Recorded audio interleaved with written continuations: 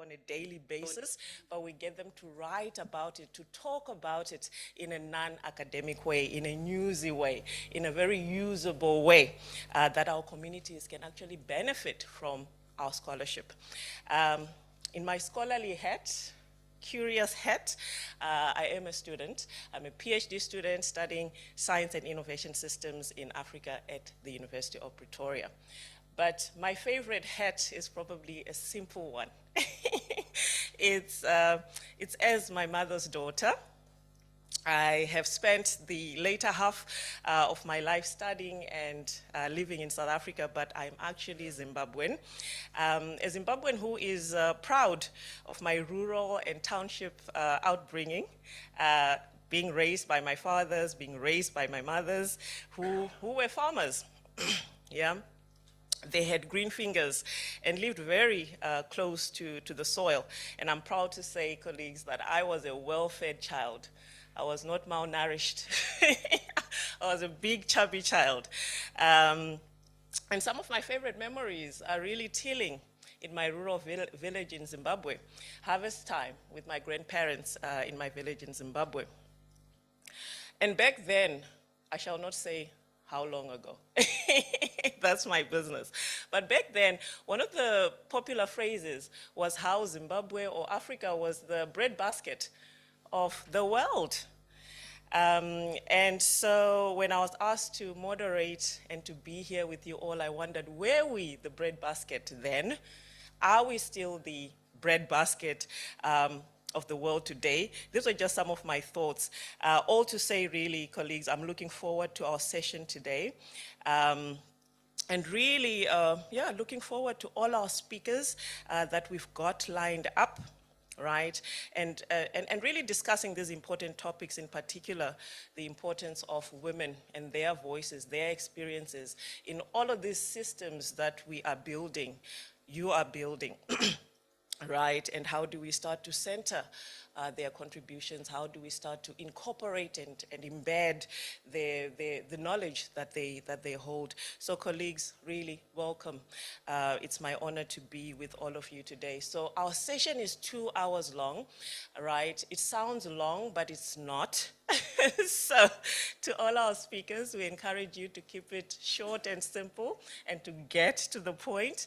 And colleagues, during question and answer time, there's always so much more wisdom in the room. We want participation, but again, please keep your questions, keep your comments short, so we can really cover everything that we have prepared for you today.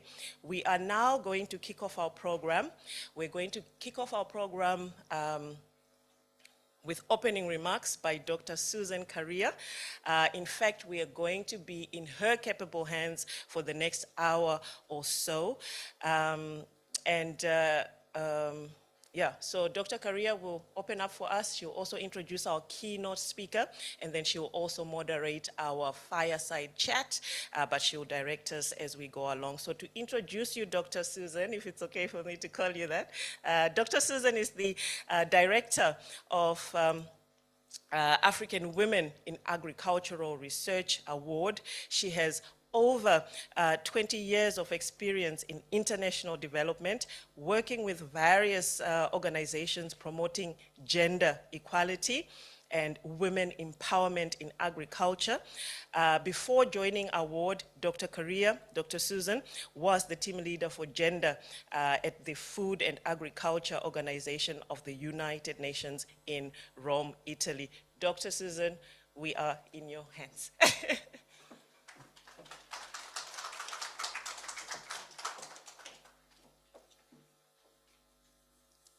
A warm welcome to all of you here today. I'm very pleased. When 11 o'clock came today, we started to get a bit anxious because the room looked empty, but it has slowly filled up. So we are very pleased. And really a warm welcome to everyone who's here, our guests, our panelists. We have a group of excellent panelists. But also a warm welcome to some friends that I've worked with over the years. And it's an amazing place to come where you meet people who you haven't met for more than 10 years. So I'm very excited, and they are here in this room as well. So a warm welcome to you. So I would like to welcome you to our session on making African food systems gender responsive for equitable livelihoods. We are excited that Farah asked us to co-lead the organization of this event, and we are co-organizing it with a group of partners. We are co-organizing it with the CGIAR Gender Impact Platform, our colleagues who are part of the 1CG. We're also co-organizing it with GIFA, the Global Forum for Agriculture Research, and also with the Comprehensive Africa Agriculture Development Program X Pillar 4. It's called CADAP XP4. They are all partners in co-organizing this event, and I want to recognize their presence here today. So this is indeed a very opportune moment to convene this dialogue on how we can really accelerate progress towards equitable food systems, agri-food systems, and also to highlight why gender-responsive agriculture is a fundamental prerequisite. So before I talk a little bit about the session, I thought it makes sense for me to tell you a little bit about Award, the program for which I manage. So Award was founded in 2008, and it was founded as a career development fellowship that sought to widen the pool of confident, capable, and influential African women scientists in leadership positions in the agriculture research and development sector. But as we started with our mandate, we realized we needed to do a lot more than build the leadership potential of women. So we expanded. Yes, we still work at the individual level, where we really use our flagship award fellowship model, where we offer these career development fellowships to women to enhance their leadership skills, their scientific skills, but also their access to networks, because these are crucial for making sure that women get ahead.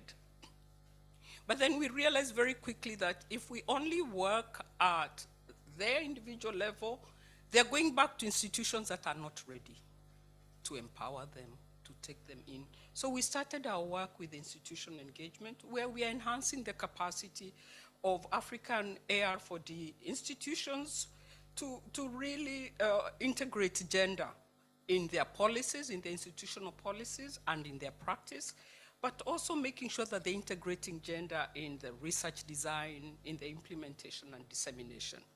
And finally, we're also working at the enabling environment level. So really pushing this dialogue and making sure that we are creating awareness of why gender responsiveness is important, because we really want it to be embedded in the culture and practice of the African AR4D.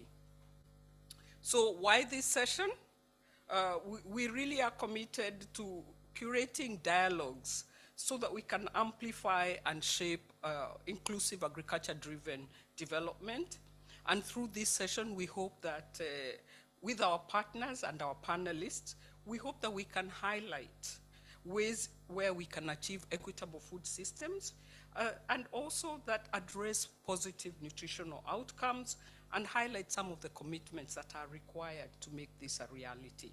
We are honored to convene global experts. Our panelists are global experts who will share some of the experiences and some of the strategies that can be replicated. So our first session is going to be a keynote presentation by a good friend and colleague who works at the Food and Agriculture Organization. And what the keynote presentation is going to be is going to be a presentation of a new released publication on the status of women in agri-food systems that was published by FAO, and it was launched in April this year. The report, so this report released more than a decade since the first publication. I don't know how many of you remember the State of Women in Agriculture, which was produced in 2011. And what this report does is it takes stock of progress, but also tries to identify where do the gaps still remain. And so he'll be sharing this with us. The report highlights not only why closing the gender gap is an urgent imperative, but also how strategies such as adoption of gender transformative approaches can really help to push the needle forward. So that is why today we want to discuss why equitable food systems are crucial and how gender-responsive solutions can get us there. So I'm pleased to have Dr. Adgin Mane, who is one of the lead authors of the report on the status of women in agri-food systems. He will present to us some of the highlights. He will present probably the global picture, but also we are hoping for some, really some insights into Africa. We know that it's really important, this report will really push us towards the policy reforms that are needed to eliminate gender-based discrimination and what is needed in terms of promoting equal access to resources, services, technologies, and opportunities for women. We will also hear from our experts working in the policy space in agri-food systems who provide some of insight on the role of gender-responsive policies in fostering equitable food systems. And we'll also hear about we'll also find out that women's role in agri-food systems goes beyond production, and we look forward to hearing how they can contribute to the transformative potential of agriculture beyond production. And these are our different panelists who speak to each of these areas.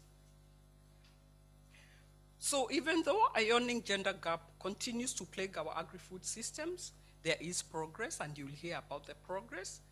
But we also want to learn about some of the practical practices and examples that we can scale so that we can accelerate progress. So we look forward to a very insightful and engaging session as we highlight what works and what probably needs to be improved so that we can move forward together. And I know the deliberations are going to be very stimulating. So thank you very much. So this session is going to be, we have our speaker, Dr. Adgin Mane, and after his speech, we're going to have 3 respondents who will tell us what the report means for their institutions, for their work. So allow me to introduce Adgin. Adgin is a good friend. We worked together in FAO. So I'm very proud that he's one of the lead authors of this report. Dr. Adgin Mane is a policy officer in the division, in the Inclusive Rural Transformation and Gender Equality Division of FAO. He holds a PhD in econometrics and empirical economics from the University of Tor Vergata in Rome, Italy. Adgin has more than 16 years of experience generating analytical evidence and statistics on food security and nutrition, on gender equality and women's empowerment. And as I said, he's a lead author for this report. Without further ado, over to you, Adgin. Thank you very much, Susan. I did not want to stop the applause in the room. I hope you can hear me well in the room. It's really a great pleasure for me to be here. It's a pleasure for me to be part of this conference, but I'm sorry that I cannot be there with you and meet all of you there. Let me share my screen without further ado.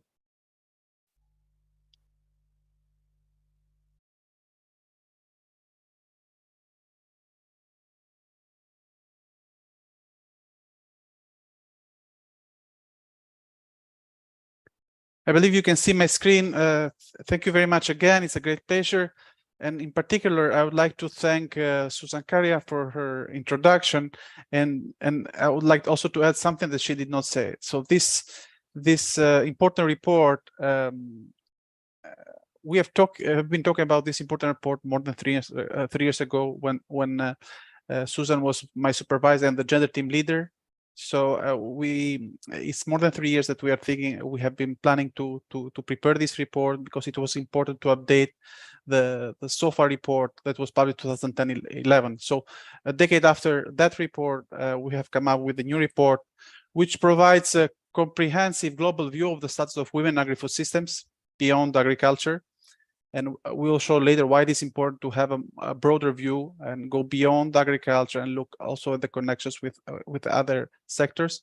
This report also highlights how different segments of agri-food systems are conditioned by structural inequalities linked to gender and intersecting social and economic differentiation. It reflects the evolution from a focus on gender gaps to promoting gender transformative change. And finally, this report places gender equality and women's empowerment as an objective in and of itself, and as a means to improve broader welfare in agri-food systems. So the report has 6 chapters. In chapter 1, we provide the framework and the motivation of this work, and we also show some key aspects of agri-food systems. So as you can see from these graphs on the right hand side, so the agri-food systems are dynamic and changing. So you can see here the trend. So we show the employment, the share of women and men employed in agri-food systems. And on the x-axis you can see the GDP per capita. So this is the share of women and men in each country. And as you can see, the employment in agri-food systems declines with income. So most of employment for women and men in low-income countries is in agri-food systems, specifically in agriculture production, where numbers go from 80 to around 60% in low-income countries. Then, as economies develop, proportion of men and women working in agri-food system falls, and this is mostly driven by a decline in the agricultural jobs. Within agri-food system employment, though, the composition shifts from agriculture to off-farm activities of the food system, including processing, trade, transport, storage, and food services. And the graphs also in the bottom show that the women's also participation. Women's are indicated with the dots of the light blue. I don't know if you can see from the room. Tends to be higher on the off-farm activities of food system than men as economies develop. Then in chapter 2, we look more in depth about the women's participation in agri-food system in terms of employment data, but also the quality of jobs and their benefits from the participation in agri-food systems. As Susan said, so this is a global report. So we start with the global find, but then I'll provide you also some insights on what is the situation in Africa. As you can see, globally in 2019, 36% of working women are employed in agri-food system, along with 38% of the working men. And the trend is that from 2000, in the last 15 to 20 years, employment agri-food system have declined by around 9–10% for both women and men. But this decline, as you can see, is mostly driven by employment in agriculture, while employment in the off-farm activities of the agri-food system have remained constant.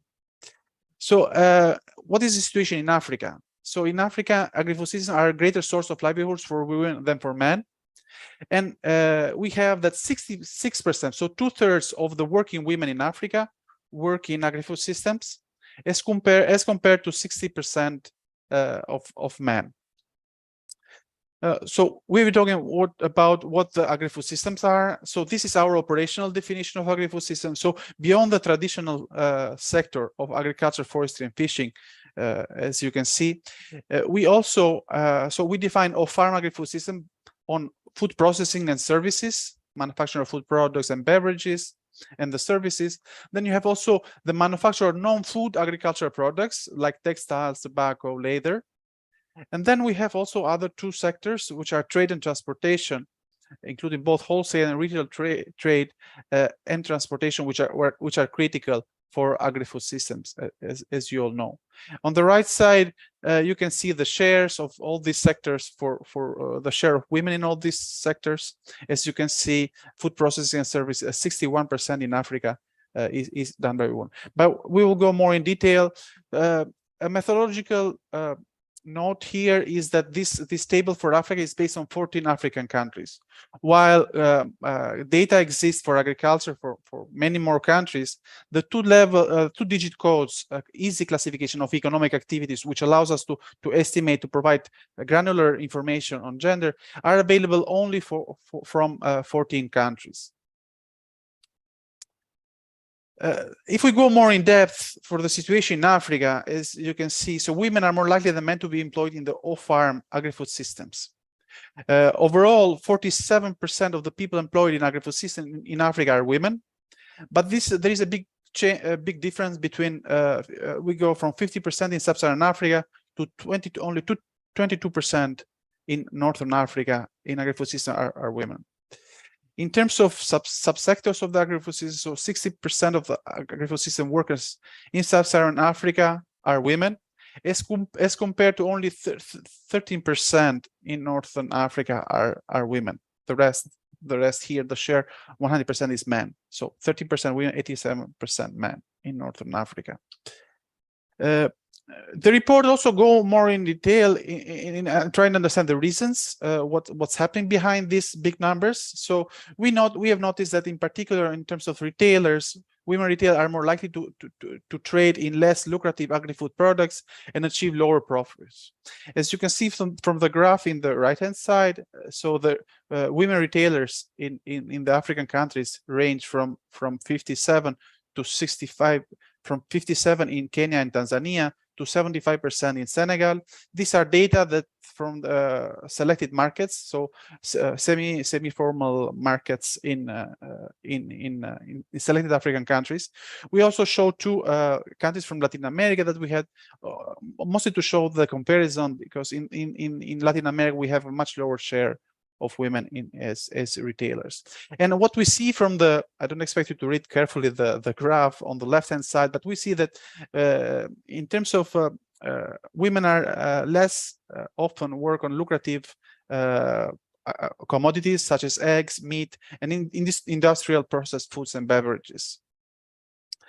And as I said, finally, we also try to understand so we see that in Africa, we have a very high participation in agri-food systems, but what are their working conditions? And as the results show, the findings show that women's working conditions are not equal in agri-food system. They tend to be irregular, informal, part-time, low-skilled, labor-intensive, and vulnerable. So despite the importance of agri-food system for women's livelihoods and welfare, women's roles tend to be marginalized and their working conditions worse than men. So if we consider the data that I mentioned earlier in terms of retailers, the profit of female retailers is on average 2 to 3 times lower than that of men in all countries, in 5 countries out of 6. In general, across all countries, women retailers sell lower volumes of food produce than men retailers. So there is a matter of volumes of they sell, but there is also a matter of the typology of products that they sell. Women are commonly more involved in informal than formal markets. We also look at the vulnerable types, so at employment status. So women are more likely to be in vulnerable employment. In both agriculture and all-farm agri-food system, women are more likely than men to be in vulnerable forms of self-employment, and by vulnerables we mean that they are more likely to be contributing family workers. And then, as you can see in the off-farm on the right-hand side, segments of agri-food system, fewer women than men work for wages and salaries, 17% as compared to 40% of men in Africa.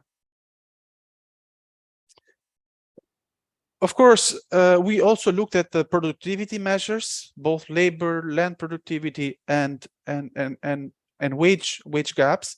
So the gender gap in land productivity between female and male managed farms of the same size is on average 24%. On average, in terms of wages, women earn 82% for every dollar earned by men for wage employment in agriculture. So discrimination is what explains a large share of wage and productivity gaps in agri-food systems. And then a critical aspect to mention is the work burden. In particular, gender inequalities in unpaid domestic and care work limits women's employment opportunities. As you can see from the right-hand side, on average, women spend 4.2 hours a day on unpaid domestic and care work, as compared to 1.9 for men. And these numbers refer to at the global level. So then we move on chapter 3, which was the core, let's say, of SOFA 2010-11, 10 years. So we looked at the gaps in women's access to assets and resources. And the report shows clear that the women, it's really alarming how little the gaps in women access to extension, irrigation, and ownership of livestock have closed in the past decade. We see, though, some progress made in terms of finance and technology. We see that the gaps are closing. So we look at different types of productive resources. We will not go in detail, so I will focus here on land ownership. As you can see from the graph on the right-hand side, which shows the percentage of men and women that are agricultural landowners for Africa and the other regions. So in almost all the countries, in 40 out of 46 countries, this is SDG 5A1, are above the line, the diagonal, which means that women are less likely to own land as compared to men. There are a few countries that are on the border lines. You can see like Lesotho, Namibia are listed there as selected countries. But overall, these statistics also refer to the fact that SDG indicator 5A2 shows the legal aspect of protection of women's land right, and which are low in 50% of the countries for which the data are available on SDG indicator 5A2. Gender gaps, as I said earlier, in women's access to mobile internet in low and middle income countries has narrowed from 25 to 16% in the last 5-6 years, although the huge gaps remain in Africa. And in the report, we have much more details at country level and country level data. Chapter 4 instead looks at the social norms, enabling environment, and policies around gender equality and women's empowerment. And it shows that the discriminatory social norms and rules affecting women and girls are at the heart of gender inequality. In particular, the report shows that social norms are very hard and slow to change. In a majority of countries globally, people believe young children suffer when mothers work. Wife beating remains acceptable in many countries, although some progress has been made, but still this is another worrisome aspect. And we also have analyzed the policies which are changing more rapidly. Yet 75% of policies document analyzed in Agri-food Systems recognize women's challenges, although only 19% of policy goals are related to gender. The report also provides evidence around women's empowerment, which is new as compared to the previous report made a decade ago. And the evidence shows that increasing gender equality and women's empowerment is essential for women's well-being, but it also has a positive impact on agricultural production, food security, diets, and child nutrition, which is also the topic of today. And as you can see from the chart on the right-hand side, there is a high amount of evidence and degree of agreement among the studies that there is a high relation between diets and child nutrition and women's empowerment. Finally, in chapter 5, we look at the resilience to shocks and stressors. In particular, we have looked at 3 major shocks and stressors, which are COVID-19 and the economic related aspects, climate change, and conflicts. On COVID-19, the report shows for the first time that globally 22% of women lost their jobs in off-farm IFS during the first year of the pandemic, compared with only 2% of men. The graph here also shows the different statistics for Africa. And as you can see, in Africa, employment in off-farm, which is the panel C at the bottom, employment in off-farm IFS has declined for women, while it increased for men by about 10 percentage points, and the decline for women was close to 20%. As you can see in Northern Africa, the decline was also for both women and men, but it was for women it was 2 times higher than for men.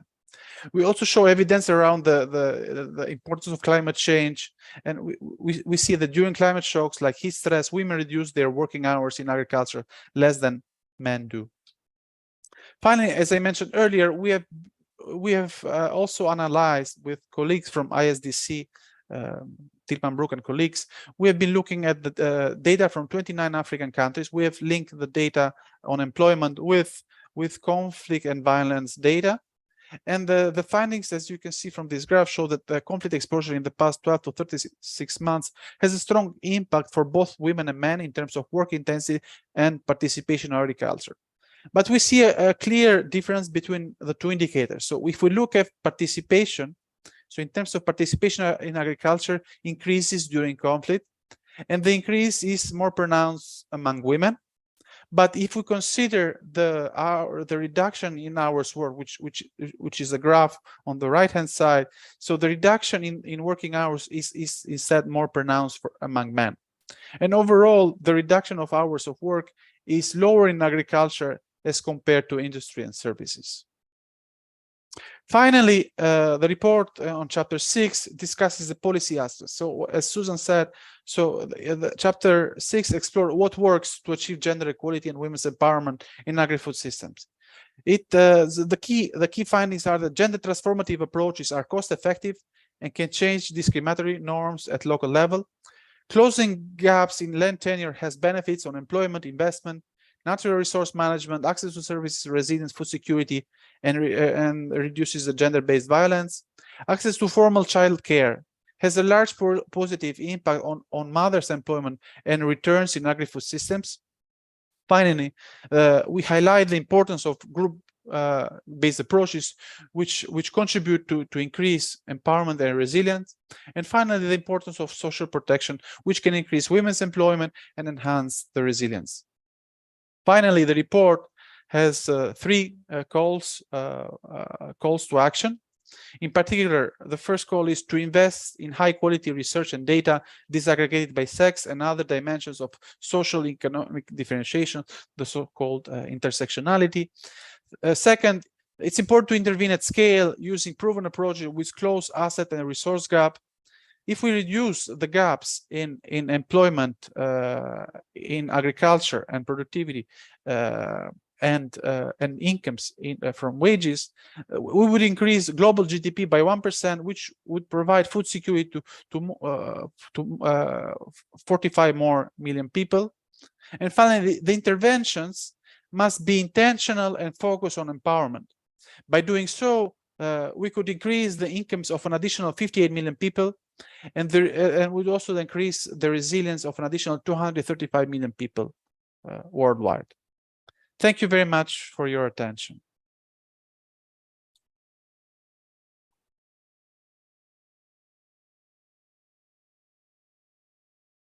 Applause. Thank you so much, Adgin, for sharing with us the report and also the key highlights that of the report. I think it's clear that what the report is saying is that women's role in agri-food systems continues to be really important. In Africa, it's even more important. They contribute substantially to the agricultural labor force, but they are highly disadvantaged. I think for me, what the report also says is, yes, progress has been made, but we have not reached where we need to go. I'm also really happy that the report talks about discriminatory social norms, which for years agriculture people never wanted to touch, but recognizing that this is an important area if we want to if we really want to achieve the impact we need. And finally, and also it talks about how COVID pushed us back. We lost gains that we had made.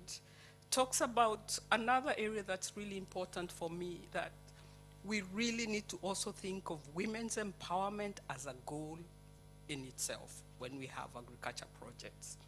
And that's also really important. And of course, it highlights areas where policy reform is needed and has the calls to action. So thank you very much. So, and what that report does for us is it lays the grounds for our sessions today. And now I'd like to call my three panelists, Dr. Nomatemba Mlanga, Dr. Maria Maiga, and Ms. Kathy Kamau. Please join me here.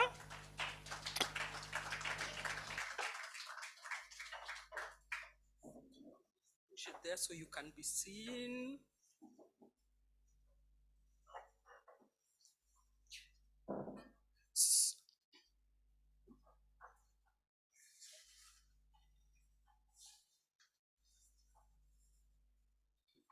So our three high-level panelists are going to talk to us about what this report means from different perspectives.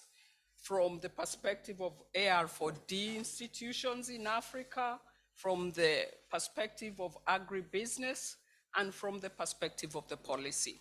Let me introduce our panelists first. So I'll start with Dr. Norma Temba Mlanga, who I also used to work with, so a good friend of mine. Thank you for joining us, Norma.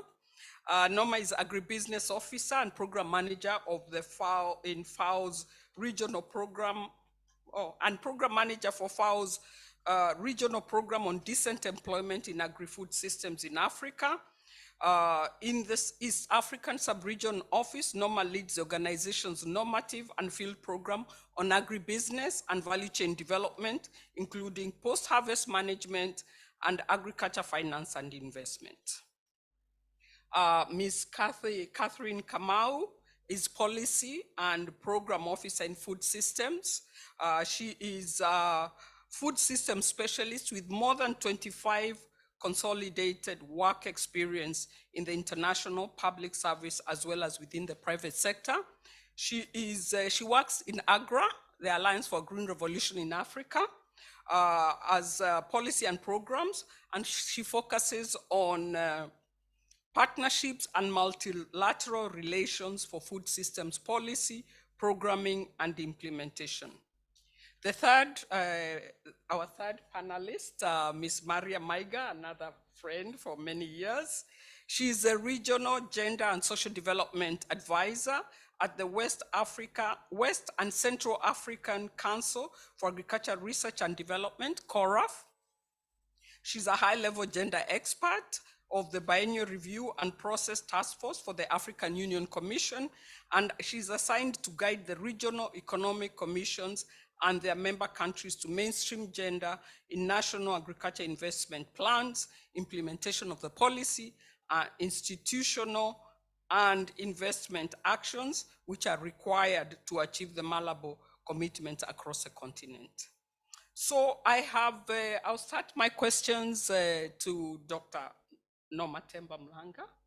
So Norma, in your work leading FAO's regional work on agribusiness and value chain development, how do you see this report contributing to your work? And how can we use the findings to help us move forward on this important topic? Over to you.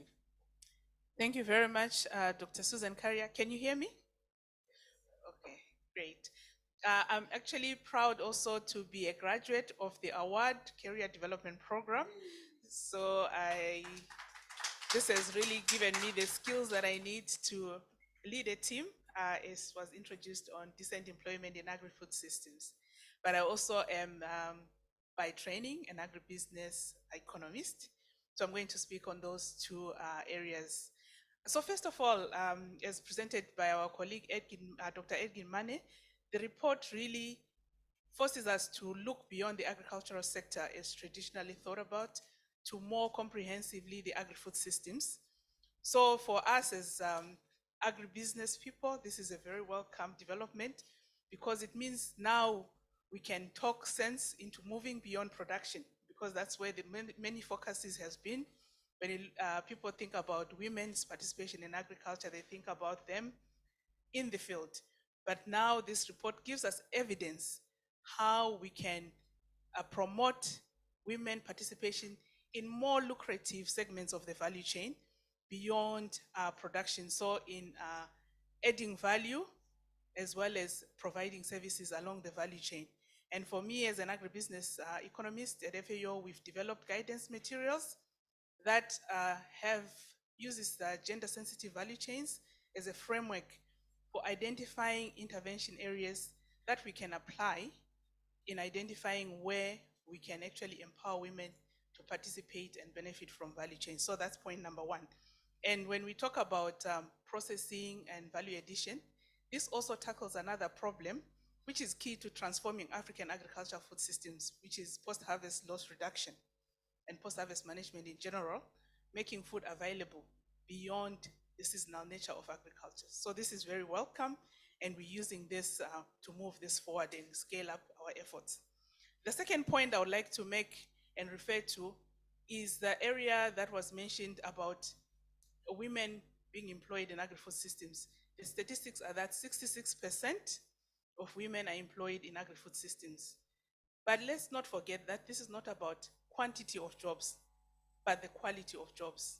So under what FAO is doing, under the decent employment in agri-food systems, which is one of the program priority areas of the organization, and particularly for Africa, is we are actually skilling women, especially young women, to be able to find decent jobs in agri-food systems. So this, we have evidence, and the report really supports us in doing this work. And that will also enable them to acquire adequate income. And then also linked to that, and I wish Ambassador Sako was here, because she's a champion on sustainable agriculture mechanization. And we've moved the story about mechanization beyond just production again, to across the value chain.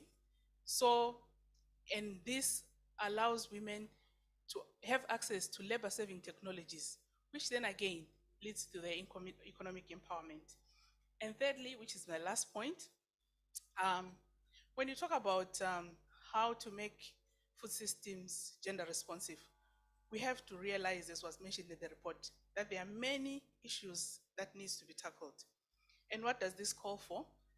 Not only focusing on one area, because when we do that, we are slow. And we've also heard from our director that we have not made the progress that we need, and we've been pushed back by the pandemic as well as other crises that happen. So here we call for partnerships, and for us at FAO, we are fortunate because this commitment is at a higher level. So working for this program in Africa, we are seeking partnerships with all of you so that we can address these multifaceted issues at the same time. And please allow me to just give one example of a program that we are doing jointly with the International Trade Center. The program, it's a regional program called Empowering Women and Boosting Livelihoods Through Agricultural Trade and Leveraging on the African Continental Free Trade Agreement.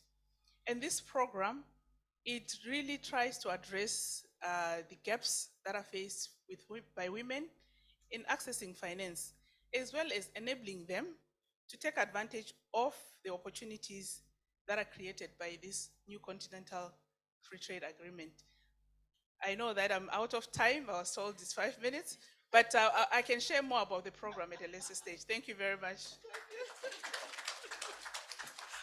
Oh, thank you. Let's give Norma a good clap. Thank you, Norma, and thank you for keeping to time. So, and thank you for highlighting really very pertinent ways in which this report starts to change the narrative. So thank you so much. So our second speaker is, our second panelist is Ms. Catherine Kamau.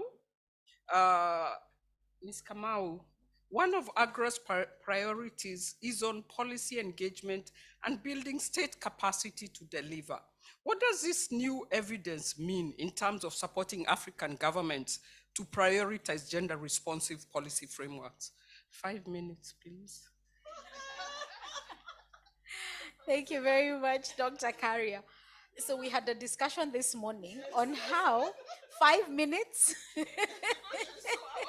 and you know the women folk were given 25,000 words per day. So when you tell me 5 minutes, it's really a drop in the ocean. But ladies and gentlemen, it's a pleasure to be with you this morning. So first, a quick thank you to Edgen, who was joining us virtually, and for the highlights that he shared on the FAO report on the status of women in agri-food systems. I think for me, what became extremely clear while going through the report was that the difference between 2011 and now has actually been in our data gathering competencies, not just nationally, not just regionally, but even globally. So I think that there is much that we can get out of this report based on better data gathering, based on better data collation, analysis, and interrogation.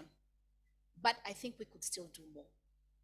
So to first mainstream gender responsiveness in our food systems, from a policy perspective, I believe will require that we rethink and that we reimagine the proverbial hardware, if you will, which would be in our food systems, access to resources and assets. I think that's hardware, as well as the software, which is our social norms, our values, and belief systems societally. And I think that the interface between the hardware and the software is the data. That is it. So, AGRA supports the use of evidence by governments and by other non-state actors as the anchor upon which policy engagement and development of state capability should be made. So for Africa to transform her food systems, we're saying there are three things that we need to focus on. We need to rethink how to approach policy measurement and policy adequacy. We need to ask ourselves, is the evidence that is present useful? Is it usable? And is it used? Because it makes no difference if we have the data and we're not using it. If we have the data and it is not useful. If we have the data and it cannot be usable. And finally, the third element is whether there's a feedback loop that allows us for the effects and impacts of the developed policies to be used to replan and recalibrate existing policy frameworks. Now, the challenge is this. There's usually a multi-horizon in the element in all of this, because we're saying what are immediate short-term interventions that have a bearing on mid-term and long-term objectives. So how do you balance all of those key competing elements and tensions? So it's not all bad in Africa. I'll do very quickly, and Susan, I'm aware of the time. On land ownership and tenure, for instance, Rwanda has introduced legislation that promotes gender equality in land rights and ensures that women have equal access to land and to property. On access to finance and credit, for example, the Tanzania Agricultural Development Bank specifically targets women and youth in agriculture for access to affordable credit and finance. On training and capacity building, Ethiopia's Women in Agriculture Development Project offers training on modern agricultural practices, entrepreneurship, and financial management exclusively for women.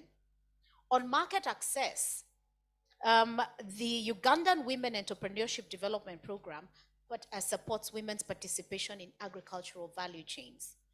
Another example is in gender-responsive extension services, where the government of Kenya, under the Ministry of Agriculture, has implemented the National Extension System, which includes gender responsiveness in extension services. So what we're saying is, ladies and gentlemen, in the African food systems context, we are not lacking in steps and progress that we have made. However, we do need to use what we have in our hands to build each other. So for example, what are the possibilities of peer learning and peer exchange mechanisms amongst countries? And can our continental frameworks support that exchange of information and knowledge? So I will go back to the questions that I asked earlier. Are our policies adequate? Can we measure them? Are they usable? And if they are not, do we have the courage to iterate, to adapt, to change, to get rid of, to repurpose everything that we need so that we can move on? Thank you.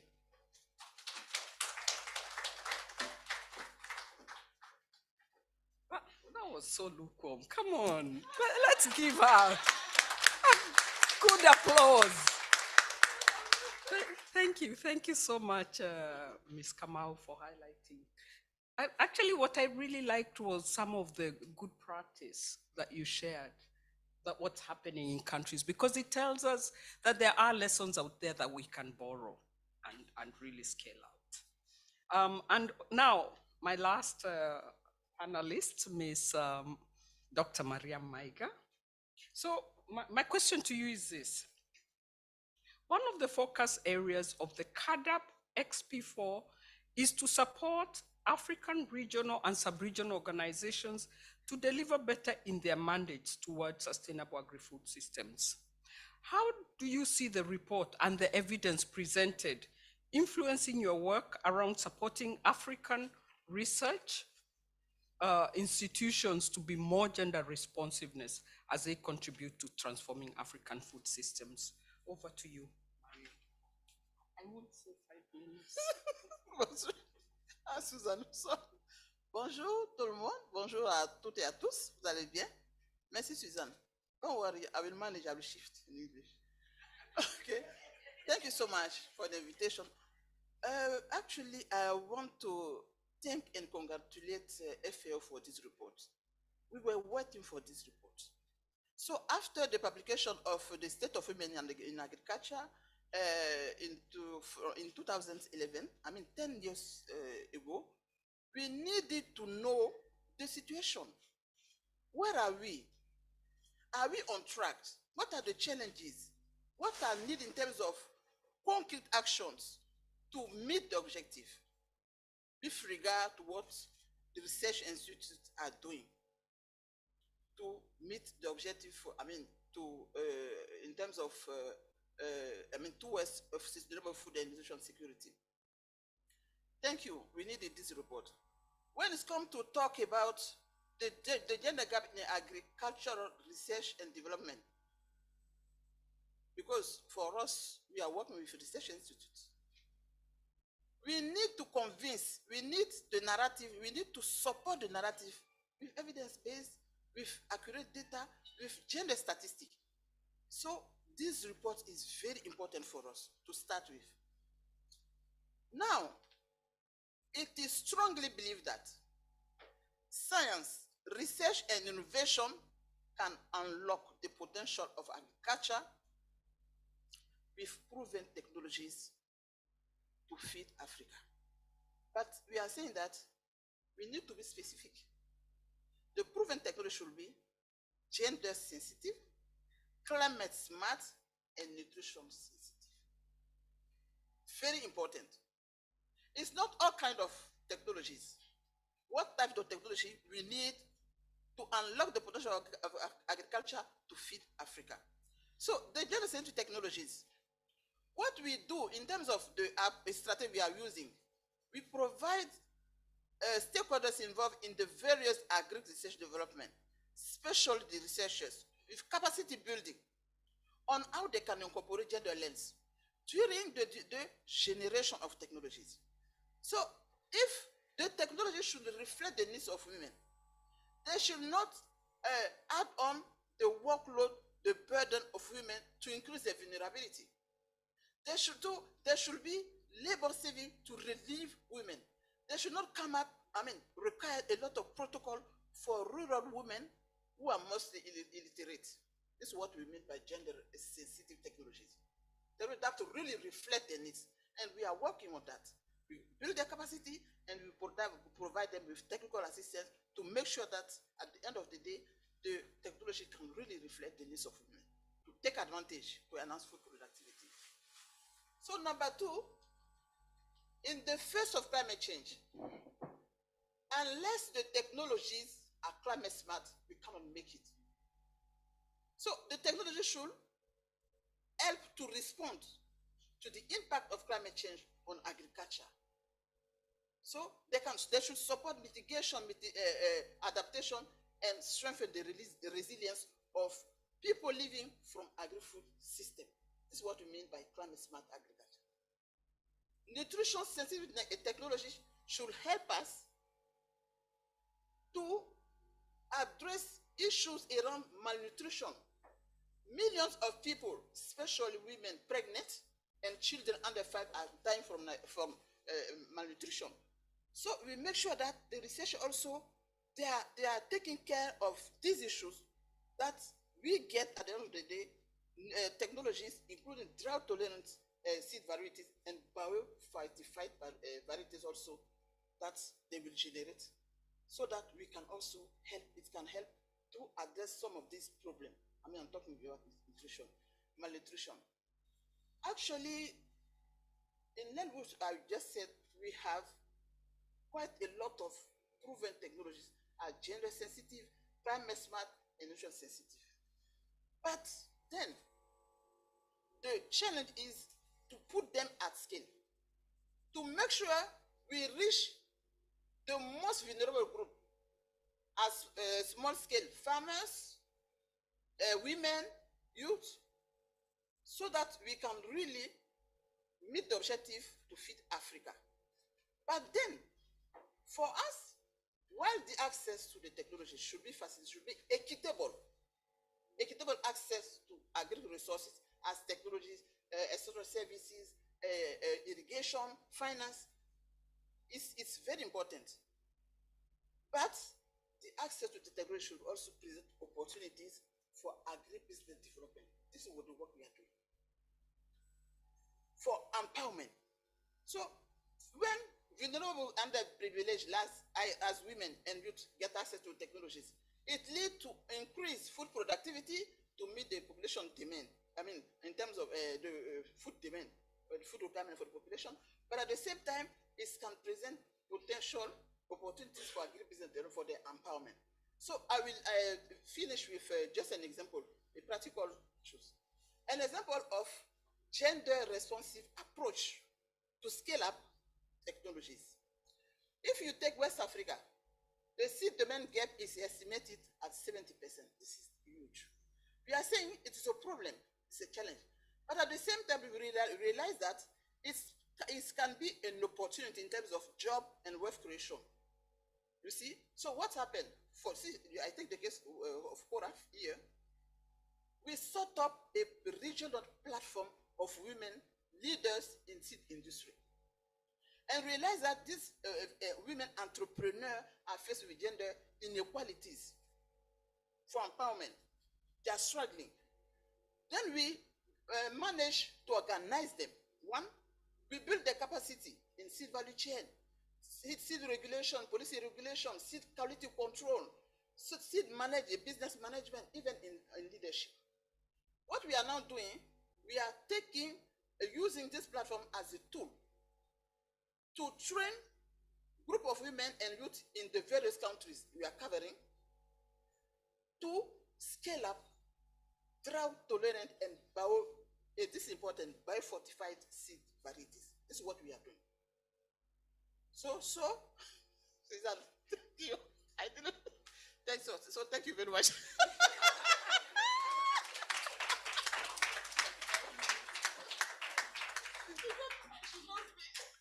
Warm applause for Mariam. The truth is I'd want Mariam many times because I know her, and it's because of the passion she feels on this topic.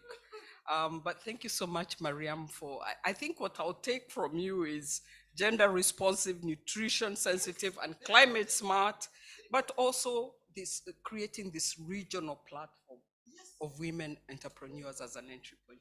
So thank you very much. I have some time for questions. Only 3 questions, and please keep them really brief. Thank you so much. So I'll take only 3 questions. If you can tell me who the question is for, go ahead.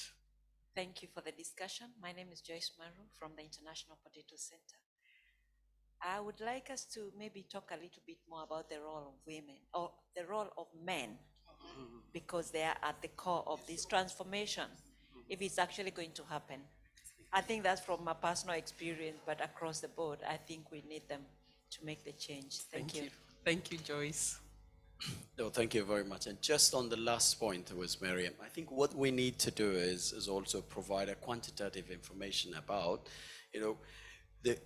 the climate and gender hotspots, really map them and then identify where are these hotspots throughout Africa, where we need, the kind of interventions that you have put out there.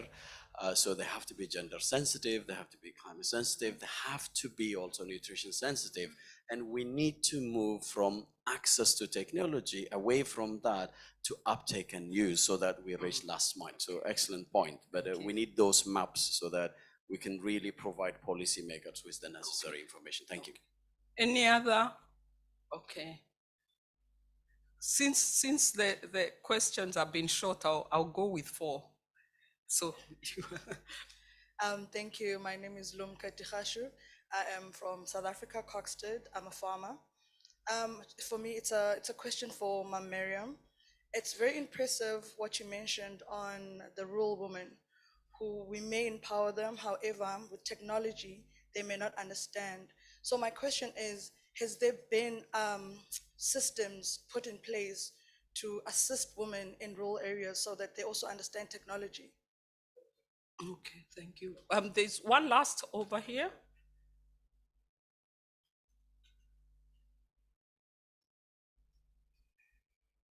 Thank you. Thank you for our panelists. My question goes to all of the panelists. I'm just wondering how they are addressing, as we are talking about social norms, how they are addressing social norms, even for the CADAPICs before and the FAO and the AGRA one in their implementation. Thank you. Thank you so much. What I will ask, I'll ask the panelists. I'll probably give you just about 1 minute. And if the question remains unanswered, they can find you after. So I'll give you about 1.5 minutes, answer your question, but also give your final messages. Okay? We'll start with you, Mariam, now. Okay, thank you very much for the interest for what we said. Okay, I fully agree with the role of men. Recently, I was in the panel also, just some days ago, and I mentioned this. If men, we are talking about how we can empower women, because they still are the one who are underprivileged, known as underprivileged. But we need to be also fair attention. It is sensitive. I used to say it. Because it's a sense of balancing. How can we get equitable access to needed resources to enhance food productivity? Because we are talking, with regard to agri-food system. So if there is equitable access to the technologies, it will help. But we are realizing that up to now, of course, the report shows that there is a lot of efforts.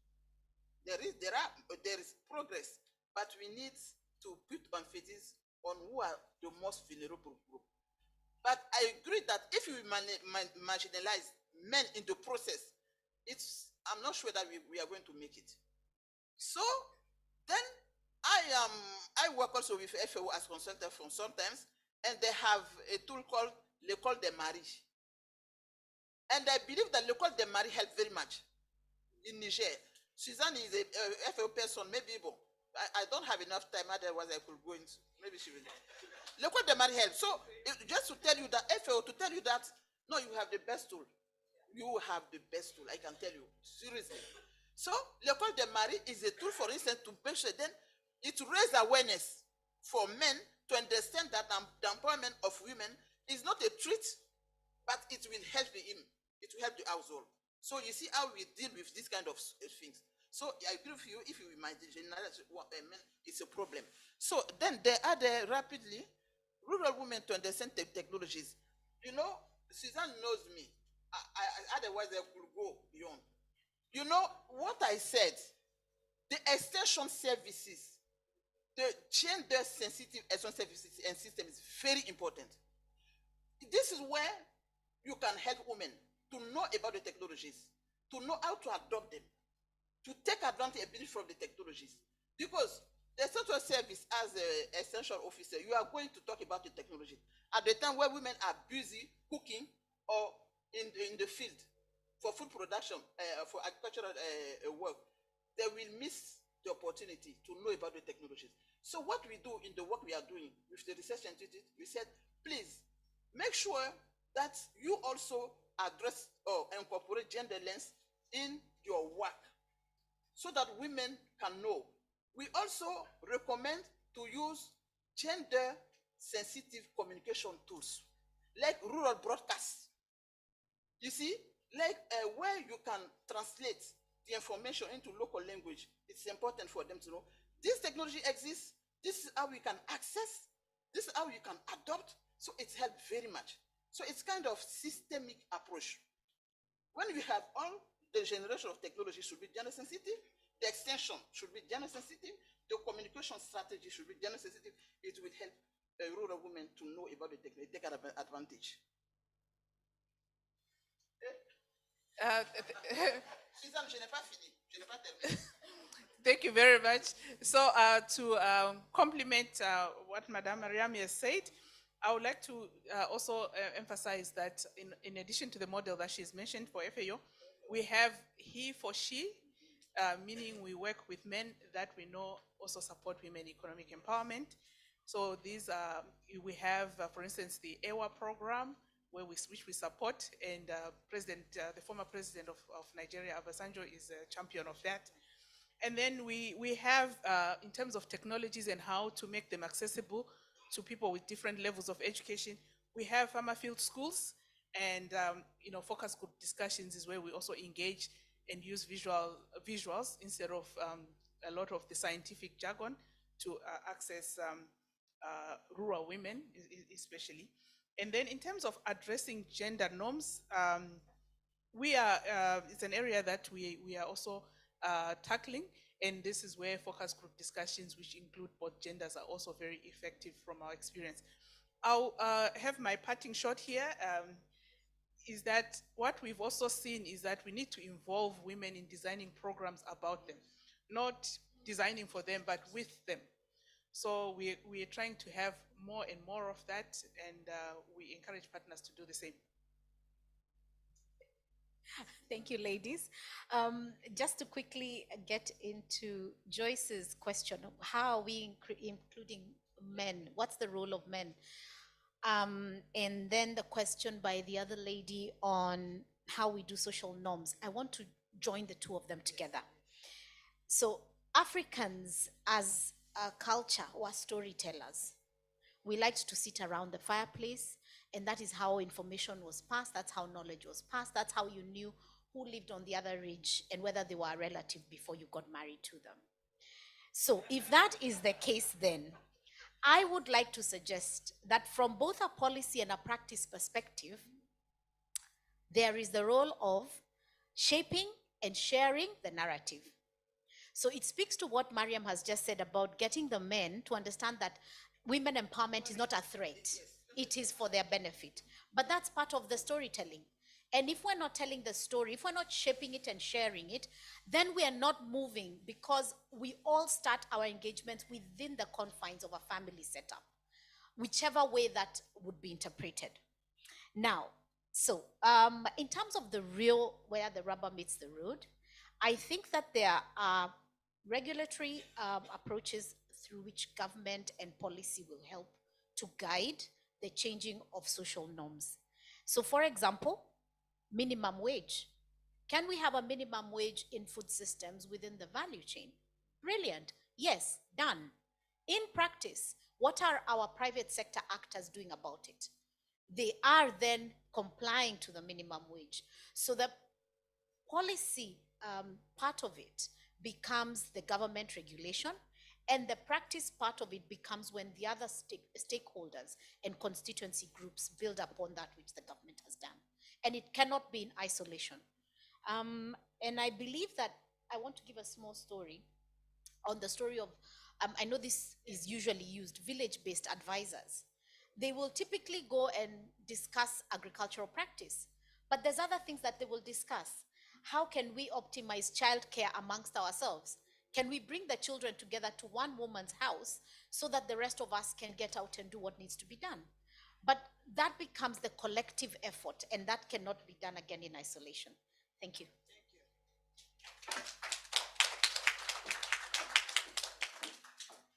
So amazing, excellent panelists. I just want to, I'll take advantage of being the chair and just to say that the good news about engaging men and dealing with social norms is there is a lot of approaches out there now, and they're being used by the mainstream agriculture. The Rome-based agencies, for example, have a huge program on gender transformative approaches, where they're really changing the institutions themselves. IFAD uses an approach called household methodologies that's out there. Oxfam Novib talks about the girls, the gender action learning systems. These approaches are in agriculture and they're being used. So they're out there, and really we encourage people to use them. And so as I close, please do not leave, first of all, because we have a very exciting panel coming with experiences from the field. It goes up to 1 o'clock. So please do not leave.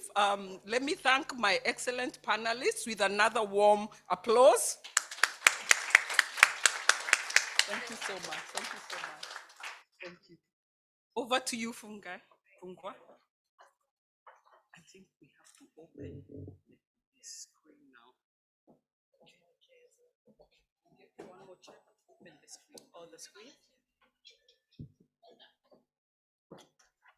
Is there a password?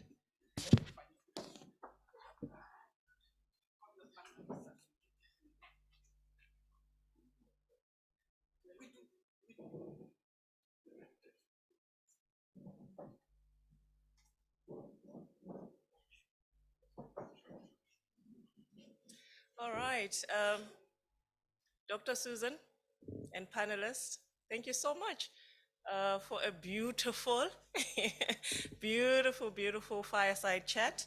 And colleagues, we're getting into the last hour, so thank you for sticking with us. I'm going to call our panelists to come up.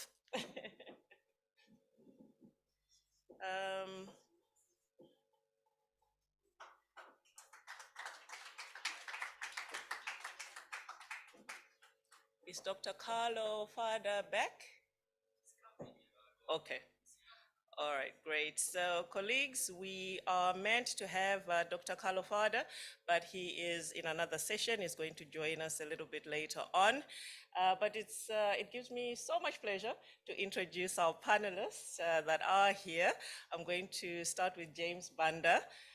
James Banda is a research officer at the Ministry of Natural Resources in Malawi.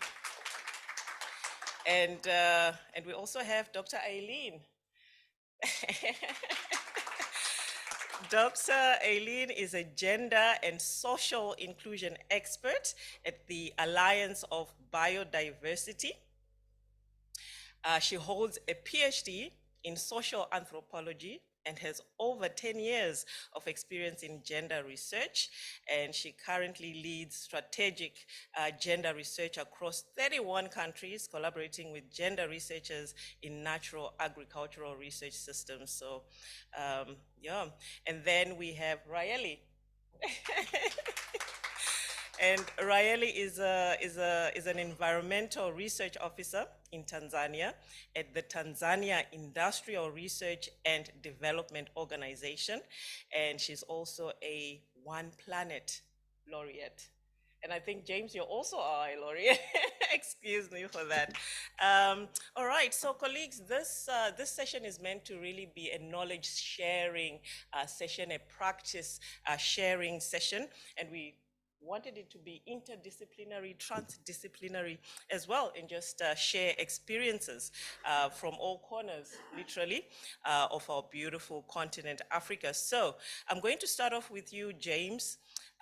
One of your flagship projects is in fisheries, promoting innovative fish processing technologies, working with fish traders in Malawi. So my questions to you are three. They are threefold, starting with how big is the fishing industry in Malawi? How important is fish in Malawi's food culture? And then number two, being sustainable in fishing is important. So how does a sustainable fish value chain look like? And then also, James, working with women, what have they taught you? I know that all women, especially African women, are smart. They know a lot of stuff and wear many hats. So if you can just share, just some of the things that you're learning on the ground, and if there are any good practice interventions and innovations that the rest of the continent and the world can learn from. So each panelist has got 5-6 minutes. Breathe, take your time, but please respond to the questions and share anything else that you might want to share with our audience. Okay, thank you, Farah. The Malawi fisheries actually is composed of almost 90% being artisanal, and the rest is a little bit advanced commercial. In Malawi, fish provides the best source of animal protein with almost over 60%. And the protein content as well as the micronutrients that are found in the fish products gives a very good output when it comes to combating the triple burden of hunger, but at the same time hidden hunger, which are part and parcel of the malnutrition. And the women plays a crucial role when it comes to value chain development because they constitute 75% on the processing node, but at the same time marketing. But they do have a lot of challenges, issues to do with marginalized, but at the same time being a vulnerable group of people. They are actually entitled with a lot of post-harvest losses along the value chain. And this, therefore, depicts a lot of losses when it comes to their businesses in the value chain. Now, what I'm doing is actually to work with women in the value chain by promoting improved processing technologies which are smart. And these improved processing technologies includes the solar tent dryer, but at the same time, the improved smoking kiln. The whole idea is to ensure that we develop the fish value chain so that it is sustainable and that by the end of the day, it resonates well with the Sustainable Development Goal number 14, which is life underwater, but at the same time that it has an impact on the SDG number 1, which talks of no poverty, SDG number 2, which has also talks of issues to do with zero hunger, and the well-being as well as the gender equality on the SDG number 5. So what I'm doing in actually complementing this is actually to equip these value chain actors, which are women, with skills on how they can actually apply the best practices when it comes to processing fish products, so that by the end of the day, the products are actually not actually hazardous to the consumer, and that the quality products that are going to be produced by the end of the day is able actually to reach the market and then gain the best out of it. So in this way, the value chain actors who are women get the benefit in their businesses, but at the same time, the consumer who is at the final receiving node is able actually to get the best source of nutrition, but at the same time, the micronutrients. So this is what I'm actually promoting in Malawi. So you would see that in a way, when you have got a functional poor fish value chain that is not actually functioning properly, the burden goes back to the value chain actors, mostly who are women. So by the end of the day, they may not actually move forward. And therefore, to cascade the benefits along the value chain, we need actually specifically to promote these value chain actors. And this is what I'm actually doing in Malawi. Thank you very much. Lovely. James, I must apologize. I didn't realize that this is your presentation. All right, Dr. Fada, you have joined us right on time. Dr. Carlo is the research director at the Alliance of Biodiversity and CIAT, where he leads and guides research in biodiversity for food and agriculture. So welcome. All right, my questions are also three-part for you. And I'll start with, yeah, you have a deep interest and extensive experience in agro-biodiversity. Can you start by telling us what would you say is the kind of food system that we need to be working on? I also know that you've been working on the Forgotten Foods project. I don't know what that is, but if you can please explain a little bit more about what these forgotten foods are. Are they easy, affordable to grow? And in light of changing weather, can they grow in the current climate? And what is being done to reintroduce them? And then lastly, Dr. Carlo, the Global Manifesto on Forgotten Foods. Can you please share with us what's happening there and how are you mainstreaming gender within the manifesto? Yeah, thank you so much. I have half an hour, no, you said. And also, I would like to know that, and maybe it's a sign that probably women will become more important because it's not women first, it's the two men speaking first. And by reversing that, maybe women will be more prominent later. But yeah, thank you. I mean, this question is very interesting. And let me start from the forgotten food because that is what will drive the answer to the way I see the food system. So the forgotten Food Manifesto is a global initiative that has been spearheaded by GFAR as part of their collective action. And it has been domesticated here in Africa by FARA. And when you see the result of that study, it shows that 46% of the forgotten food are in Africa. So what are those forgotten food? These are food that has been used by, it has been forgotten by the research, basically.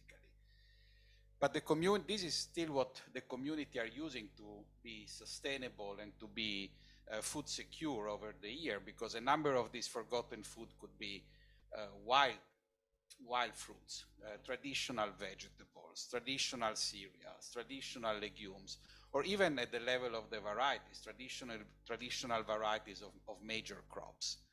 And the fact that these have not been, that 46% are in Africa is not a thing because Africa is particularly rich, although it is, and sometimes this is also neglected, but it's because Africa research system have at times forgot to do research on those, and that's why there is so much work yet to be done. And these crops have been evolved over time, so they are well adapted to local conditions, to the climate change, and therefore they are an important source of resilience. But also they are an important source of nutrients. Now the African, the Kenyan leafy vegetables have been recognized by UNESCO for their nutritional properties. And there are many other cases, even the cereals, the finger millet is more nutrient than wheat or maize, and the same apply to fonio or teff in different parts of Africa. So rediscovering those crops is a very important part to really build on a sustainable African food system. And so what I think that is necessary to be done is to first of all start investing more on those crops, really understanding them, improving them so that they can also contribute to food security, create a market for them. And this is where I think that we've heard over the past couple of days the investment that the African Development Bank and other actors want to do on Africa food system. And I think that that this type of investment, or part of that investment, should really be devoted to better understanding those crops and their contribution to food, nutrition, security, and resilience. Now, let me come to the question about the gender. This is a very important part because a lot of the custodian farmers that have been conserving those crops, thinking again of the indigenous leafy vegetable in Kenya, are women. They know about the nutritional property, they know about what they are used for, and many of these crops have a gender dimension on it. So if investment on this forgotten crop is done, and if knowledge needs to be gathered because the women and the custodian of this diversity still has that knowledge, then gender becomes very important. They know what to do with it, they know the value of it, and so on. So investing on a food system, on an African food system that has an important component on this forgotten crop, I think will automatically improve gender presence in the food system. And we all know that this is a problem. I mean, we read from the report from FAO, no, that women are less linked to technology, they are less linked to innovation, they are less linked to finance. I could add from our studies, they are less linked to seed. So really that access to technology is really a problem. And the moment you start investing on something for which women are protagonists, then I think this should automatically or semi-automatically, let's put it this way, also shift gear in terms of women participation in the food system. Thank you. Awesome. Thank you so much. Thank you so much, Dr. Carlo. Are you leaving now? I should, yeah. I'm really sorry. I've been I've really been paralleling the sessions.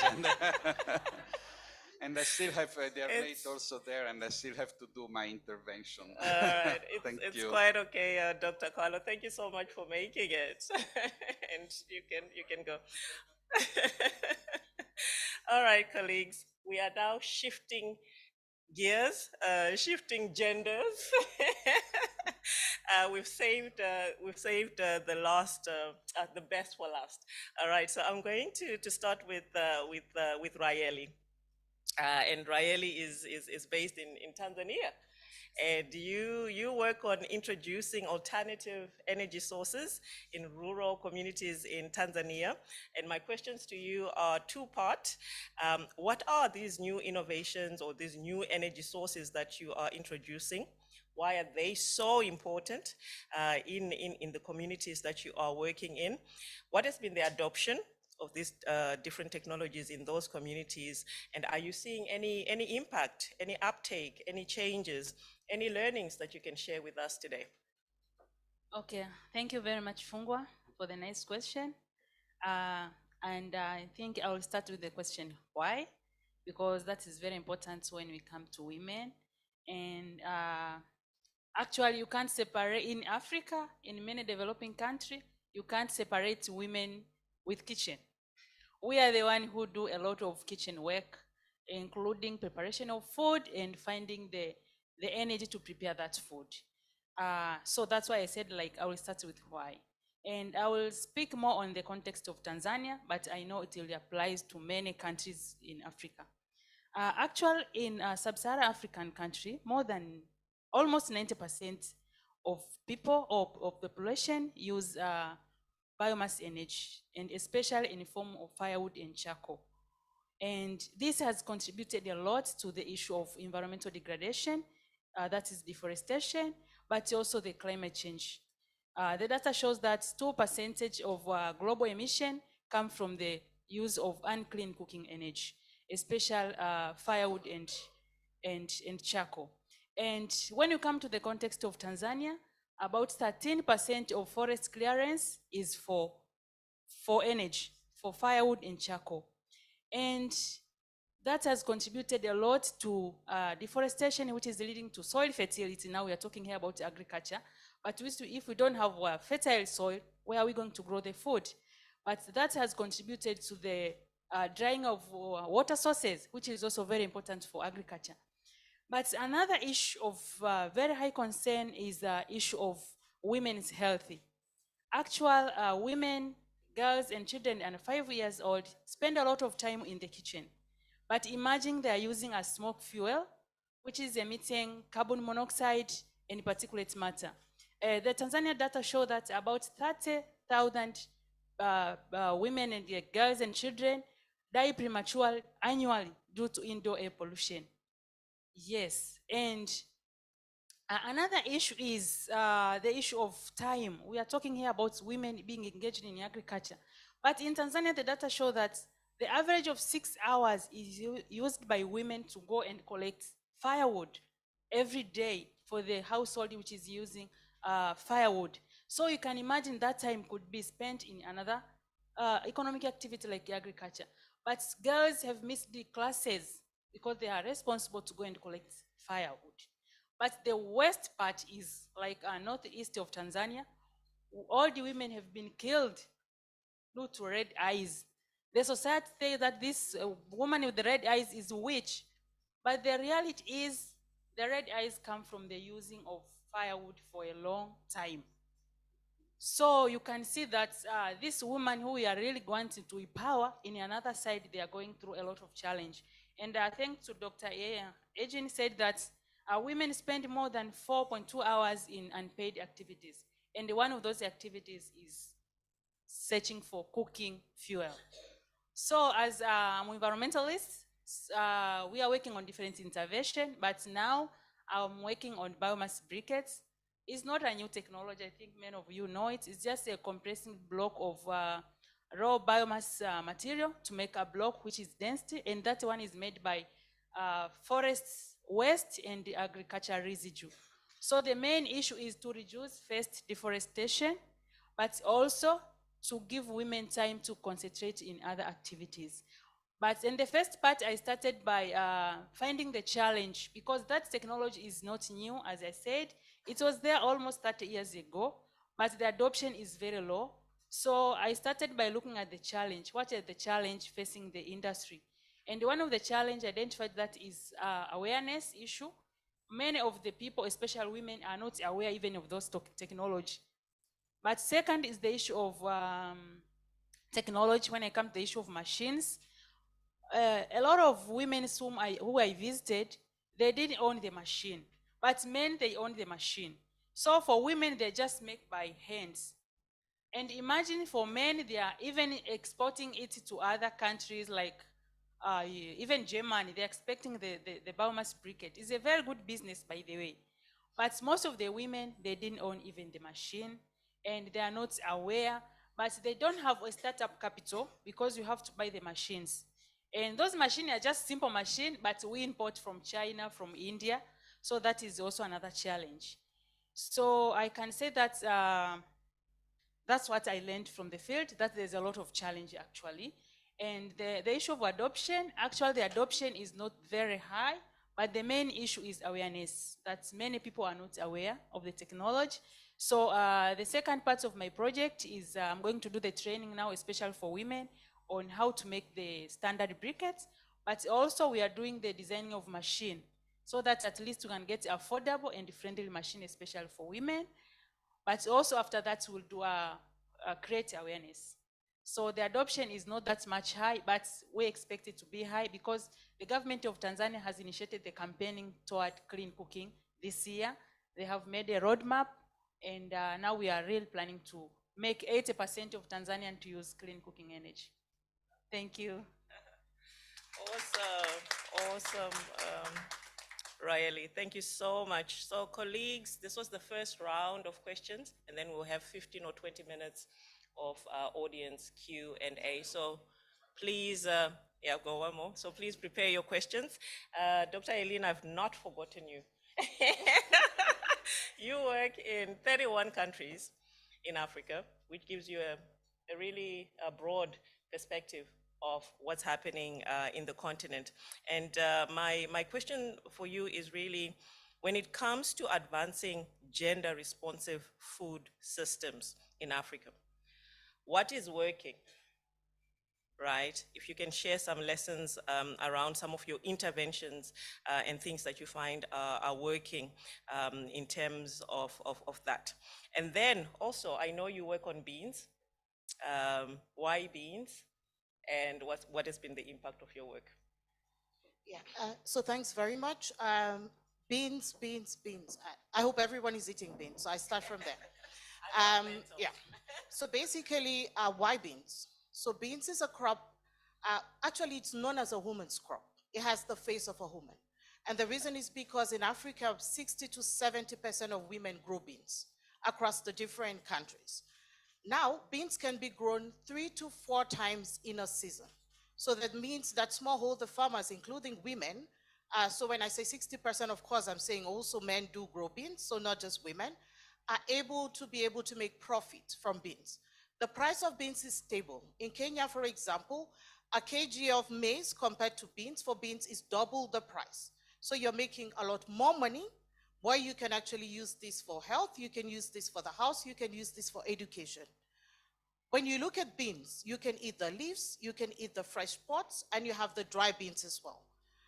Beans doesn't only have protein, but it has all the minerals and micronutrients, for example, like iron and zinc, which is actually very good for men if we're talking about zinc, and anemia if we're talking, and anemia for women, but also the school-growing children. So we're talking about young boys and we're talking about young women. Also, if you look at beans, it's actually one of those grains that is actually good for cardiovascular diseases like cancer, obesity as well. Beans also, sort of like has this nitrogen fixation, about 52% on the soil for the bean plant, but other plants. So let me shift a little bit from why beans, because I could, just spend my 5 minutes and then the next hour talking about why beans. What we've been able to do at the Pan-African Bean Research Alliance, which basically across 31 countries, this is owned by the National Agricultural Systems, is that we've been able to reach 3.5 million, of which half of these are women, with market access. They're able to sell their beans in the markets. So we are quite aware that a lot of women are in the retail part of the value chain. And that's good, and that's important. But what are we doing is how do we grow women from that? So if we have a woman who wants to expand her business from a small one to a bigger business, how do we coach and mentor her? And this we do by getting other private sector partners involved, because what we discover is women, actually, it's easy for them to listen to other women. Exchange programs are getting, for example, we got a lady, Totahara from Burundi, to go to Madagascar, where she was able to help the Madagascan women also develop different bean products and be able to promote that within the school feeding systems that is existing there. What we've also done is we've been able to come up with about 657 different varieties of beans, of which some are bio-fortified. So bio-fortified is with iron and zinc. And how do we do this? We make sure that when the participatory variety selections are happening in the fields, that's during the farmer demonstration fields, women are actually there to say these are the traits we want, these are the varieties we're interested in. And when we talk about women, you know, it's not just women that are farmers. We're also talking about women that are traders, women that are aggregators. We're talking about women that are processing these bean varieties into bean flour, into canning beans, but into other products that you can sell in the community and the kiosk. For example, like bean bread and bean cakes. And also in these cases, really, like we said, not just women. You have certain organizations where might be headed by a man, but you have a woman that's a manager. Or in the case of Totahara, for example, it's a family. So you have a man and then you have a woman actually moving with this business. Another thing as well that we've been able to do is, beans is, beautiful. It's a nice crop. But then when it comes to harvesting and threshing, it's an activity exclusively done by women. It's labor intensive, creates a lot of drudgery, and we all know, apart from the farms as women, we have the household to take care of, we have the children, we have to cook. Very important, if you have meetings, please make sure that, you know, there's food for the husbands before the ladies come out. If not, so the meeting would probably not happen. So now what are we doing to make sure that we give women enough time to be able to take care of, you know, the household activities that we know that it's part of the role that they do? We have what we call the multi-crop thresher. The multi-crop thresher was developed in collaboration with Missouri University, but this was done by young artisans in Burundi and in Tanzania. So what we had realized was threshers are not something new. We had threshers before, single threshers for different crops, but they were too heavy. You couldn't move them from one farm to another. So now when we have these young artisans, they actually created a thresher that's portable. So it creates employment for the young people. You can move the thresher from one farm to another, and you're able to provide that service to women at a cheaper price. But also then, actually this thresher would thresh in an hour 9 bags of beans, that's 90 kgs, compared to, you know, it's like, it's the sticks is the ladies with the babies on the back, the young people in the family as well. If, for example, the household doesn't have money to get, you know, hired labor, threshing that beans maybe for 3, 4, 5 days to be able to get that same quantity. Another thing as well is these multi-crop threshers do not thresh just beans, because we are cognizant of the fact that farmers don't grow one crop. So you have beans, you have sorghum, you have millet, you have maize. There's a very long list, so I won't go to the end of that list. Do I still have more time? 2 minutes. 2 minutes more. Great. So I try to keep the 5 minutes, because when I start talking, it's easy to just, you know, not really think so much of the time. But another important thing as well we're doing is really, I think I'm passionate about entrepreneurship. It's something that we talk about a lot. And often we have these, you know, one-fit-all type of solutions. You know, what women need is access to finance. What women need is basically, if you have the infrastructure, you can be able to, you know, sort of like process your products and be able to sell. And if you have mentorship, then what more do you need? Because you see all the models and you're able to do that. But I want to say it goes beyond that. What is really important is understanding for each individual entrepreneurs, where are the gaps? The problems are not the same. They might all need finance, but then maybe at different periods. If you give me money when I don't need it, I might misuse it. And then you say, I didn't use it well, but I just got it when I didn't need it. So I think it's really important to know what do they need, provide what they need at that time, but also there's a need of hand-holding, because we're working with entrepreneurs where we want at the end of the project, at the end of the day, for them to be sustainable, to be able to stand on their own and be able to push the products to the market and not have to come back for support. So it's not starting and saying, I'm working with you, and then halfway, I'm like, I'm done. Then you haven't actually helped them. So maybe we need to revise a little bit how we actually work with entrepreneurs. And that's one thing that we're actually doing at the Pan-African Bean Research Alliance, making sure that we don't only identify them, the problems, but get them to a point where they're actually sustainable. Thank you. Lovely. Thank you so much. Can we give our panelists a round of applause? Thank you so much. Dr. Eileen, I really enjoyed hearing about all of this impactful work that you are doing, and Raeli, amazing work in Tanzania, and James in Malawi. So colleagues, we're now going to open up for 1 or 2 rounds of questions. We'll take 3 questions for the first round. And we'll start with you.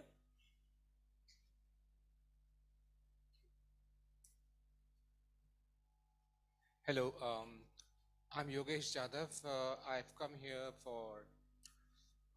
as a steering committee member of GFAR, and also I'm working on these solar technologies for drying and cooking.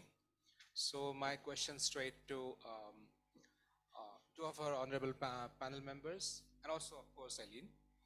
How far has Africa fared in using solar cooking, drying, and other allied technologies for reducing the losses in the value chain? For example, when we are talking about production systems from farm to the consumers, there are so many losses. So because I'm curious to know, because as our panel member I'm sorry, I'm not able to recollect her good name. So she said that women farmers, they are the ones who are bringing the wood fuel from the forest.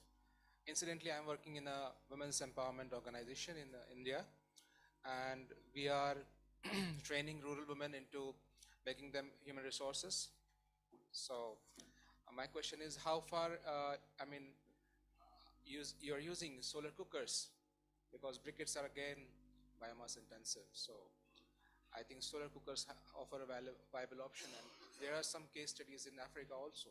So why not upscale them to the other places? So yeah, that's all. Thank you. Thank you. And we'll take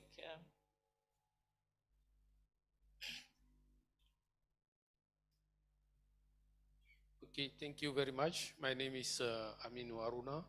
I'm the regional, the leader for Regional Integrated Initiative for West and Central Africa.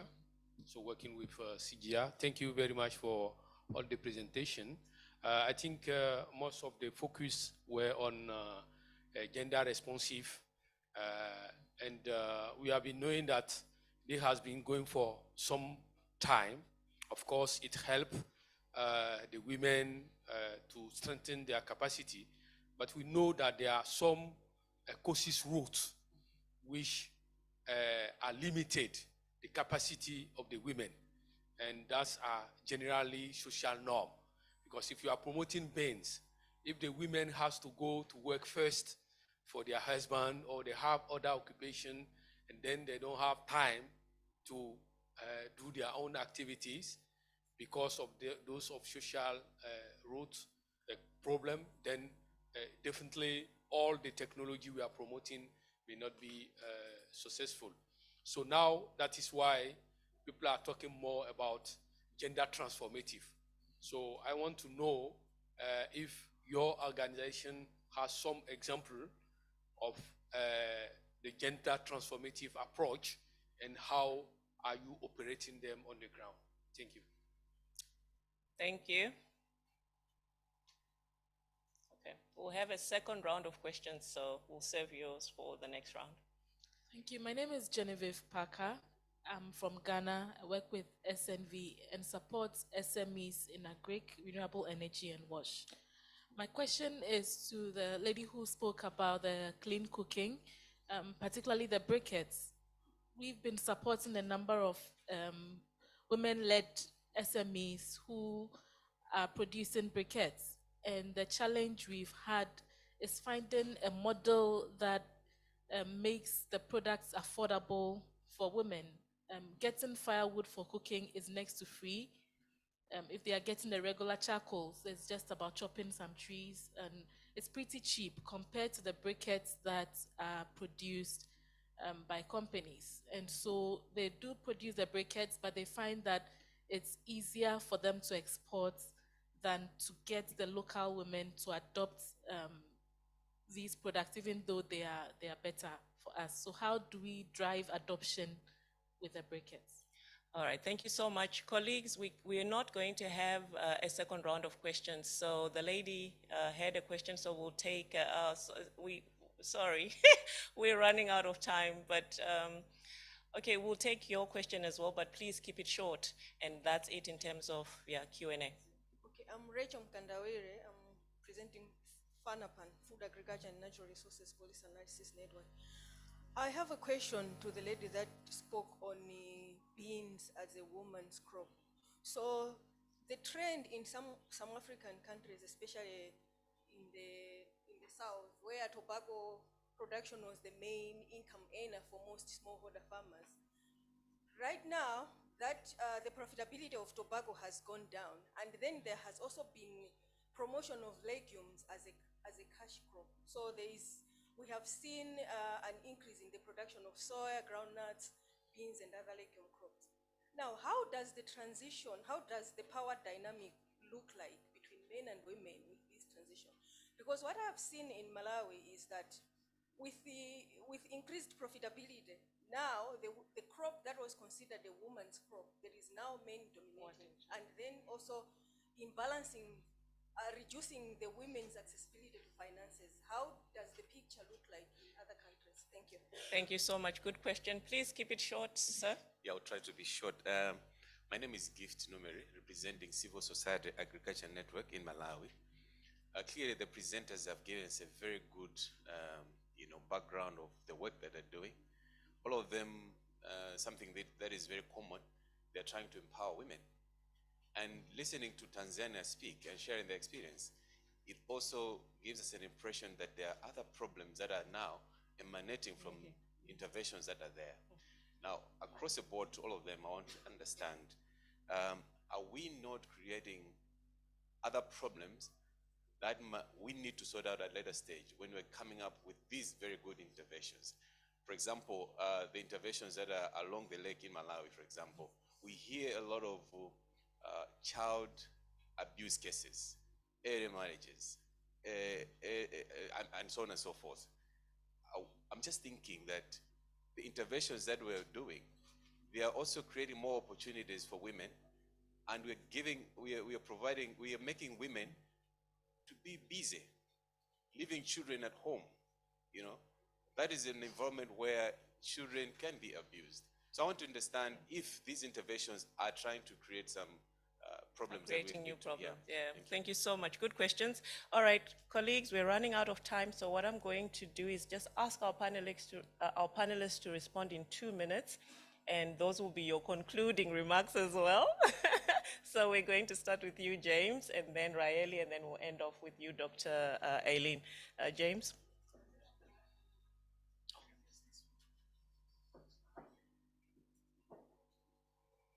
Thanks, Farah. The first question from the first speaker says, how far has Africa gone on the use of solar tent dryer? I will explain in terms with reference from Malawi. So far, we have actually tried to outscale these technologies across all the districts along the fish value chain, from Mangochi up to Kalonga. And I'm here also to share some reference points. For example, if you go to FAO, you also see that the FAO is also trying to promote this technology that has actually proven to be a success when it comes to production of quality fish products along the fish value chain. And just on the booth there, I also saw some colleagues from Kenya as well as Uganda, they're also promoting the solar tent dryers in processing quality fish products. So it's actually a viable technology. And in terms of reduction of the losses, in Malawi we have evaluated that, and the technology is able to reduce the losses by almost 27% from the focal point of 37%. Thank you. The second question is, are these technologies trying to create opportunities for other challenges for women? With the use of these improved technologies, is that the targeting women is reducing the workloads for women. So you'd see that with the use of these smart technologies, they can just put the products drying, then they can actually concentrate on other key issues at their household. So by the end of the day, then it creates at least some benefits for them, other than actually having these women around the shore, trying to process throughout. When the lanes come, then they need to move from here up to here. So it's actually a viable approach in actually diffusing the benefits along the value chain. Thank you very much. Okay, thank you very much. I will also go to the question of how do Africa goes in terms of solar when you come to cooking. Now I'll focus on cooking. Actually, as you said, the technology are going, but no, I think it's not that much faster. And when you come to the issue of cooking energy, for example, solar, LPG, and electricity, those are very clean cooking energy, even comparing to the briquette, as you said, actually. But the issue is we need a slowly transformation. Actually, we can't move so quickly from like everyone is stopping using firewood and go to electricity or go to LPG. Because the issue of this other cooking energy is the startup money.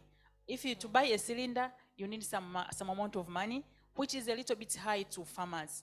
So what we do, like biomass briquettes, we are saying is just like during the transformation, because this is somehow cheap. Cheap technology comparing to the other, but also it will reduce the issue of deforestation and climate change, which is the main issue now.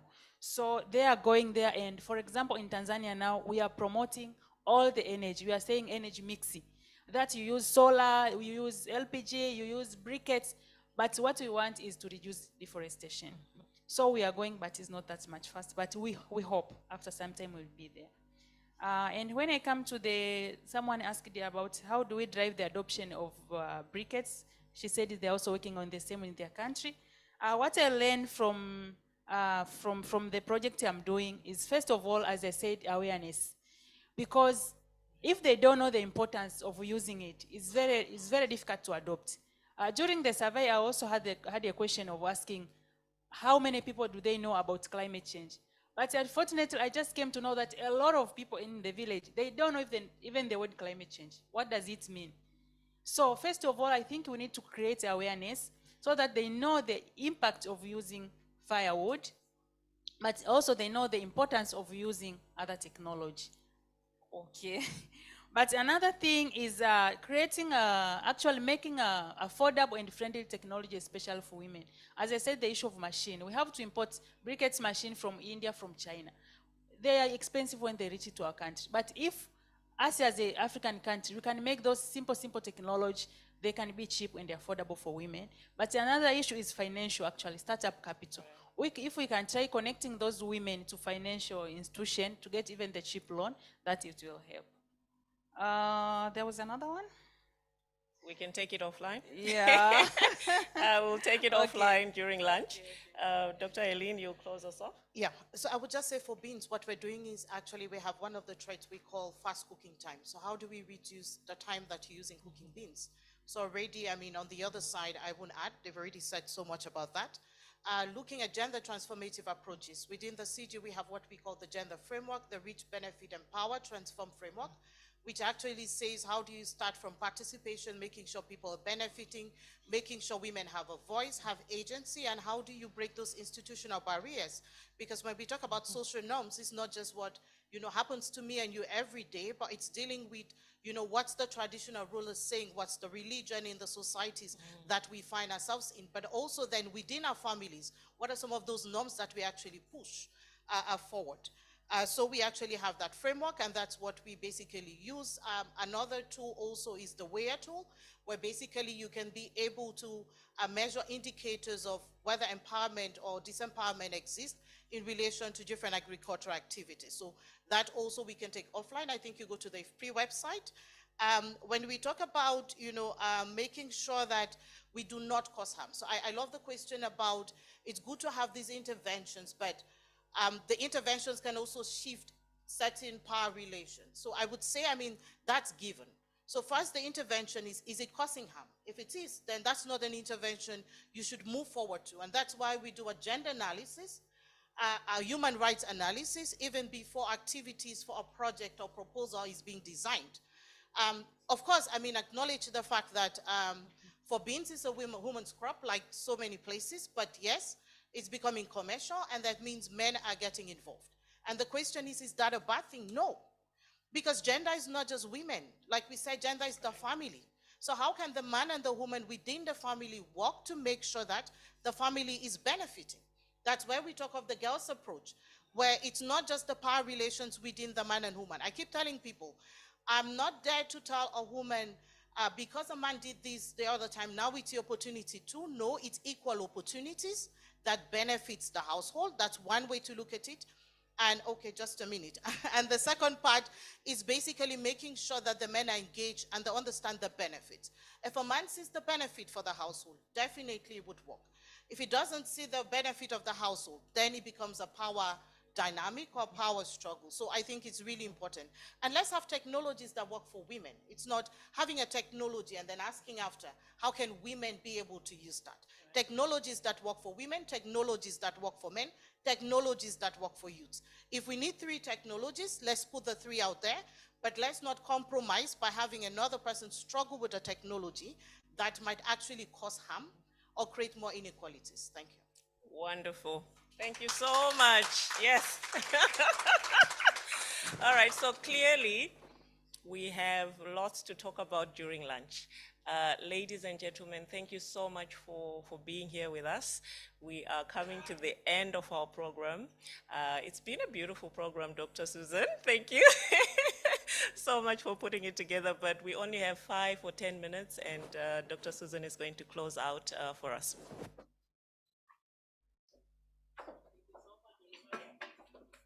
So thank you very much. You've been an excellent audience. You sat with us for 2 hours, so that shows interest. So let's first clap for you guys. Thank you so much for joining us. I want to take this opportunity to really thank our panelists who are excellent, starting from Erdgin and then coming to my 3 discussants. We had Kathy, we had Norma, and we had Mariam. And then we finally had where they gave a much higher level perspective. And then we came back to some good practice on the ground of what is working, what can be scaled.